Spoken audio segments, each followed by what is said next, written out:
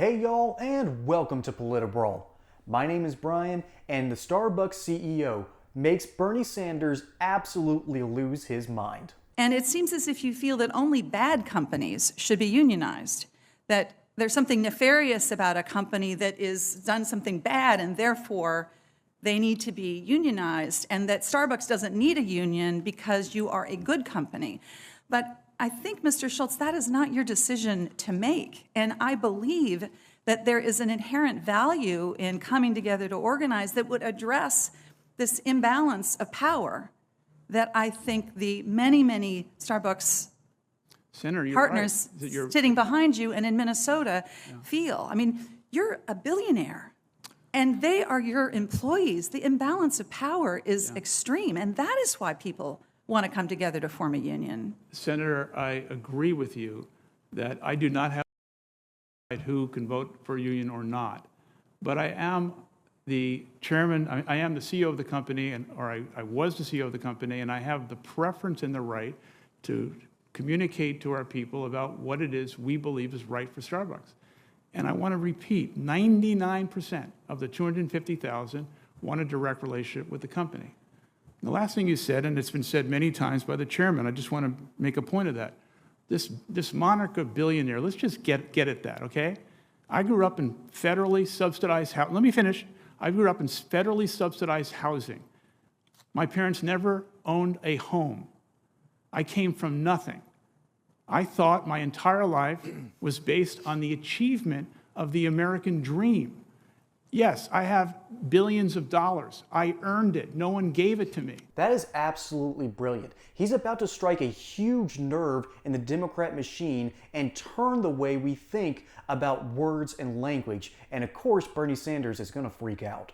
And I've shared it constantly with the people of Starbucks. And so anyone who keeps labeling this billionaire thing is... Mr. Schultz, I don't mean to cut you off. We have time limits here, and you have the opportunity. I'm not cutting you off. It's your moniker constantly. It's unfair. No, it is not. You have had more time. I've been generous with the time. I'm sorry. But, Mr. Chairman... We have a room full of people. We have a panel to go after you. You're not the only person testifying. Okay. Senator Cassidy. There are two fantastic takeaways from this video. Number one, I briefly touched on it. He tried to sort of reclaim or at least blunt the use of the word billionaire, because we hear billionaire and even the most average person thinks, someone who's made that much money probably has done something very shady to get that far. They're not wrong. People make either backroom deals or screw over people all the time. That's the cutthroat nature of business. And it's not morally right, but it happens a lot. And so I understand people when they say billionaires are a bad thing. I know why you say it, but I vehemently disagree. The ability to accumulate wealth through business practices because of our private property rights are incredibly important.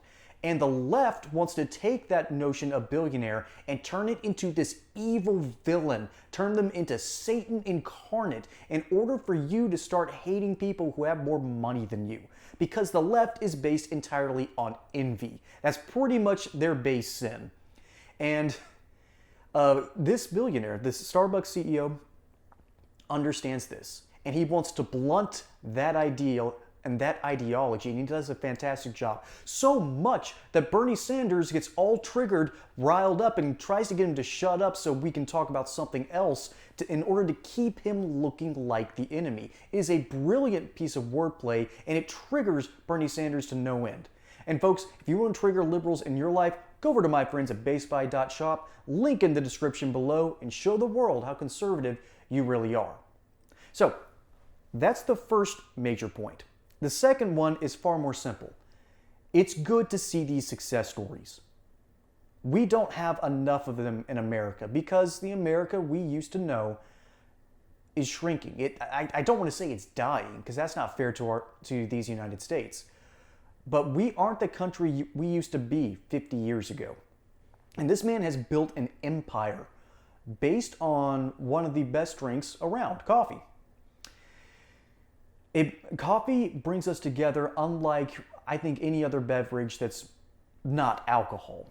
and he practically monopolized the ability. Now, I don't like monopolize. I don't like monopolies. I'm an Adam Smith believer. But the fact that he was able to build an empire based around one commodity says that he's a genius to some degree, a business genius.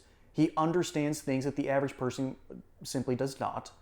And he was able, and his story proves it, to come from nothing and become one of the wealthiest men in America. That is a fantastic success story and really needs more airtime because you still can make it in America, despite the fact that it's getting harder and harder. But I still believe that the sun on the chair of the Constitutional Convention is a rising one, not a setting sun. Folks, my name is Brian. Hope you enjoyed that segment here on PolitiBrawl. Don't forget to like and subscribe. Catch you on the next one. Until then, y'all have a good one.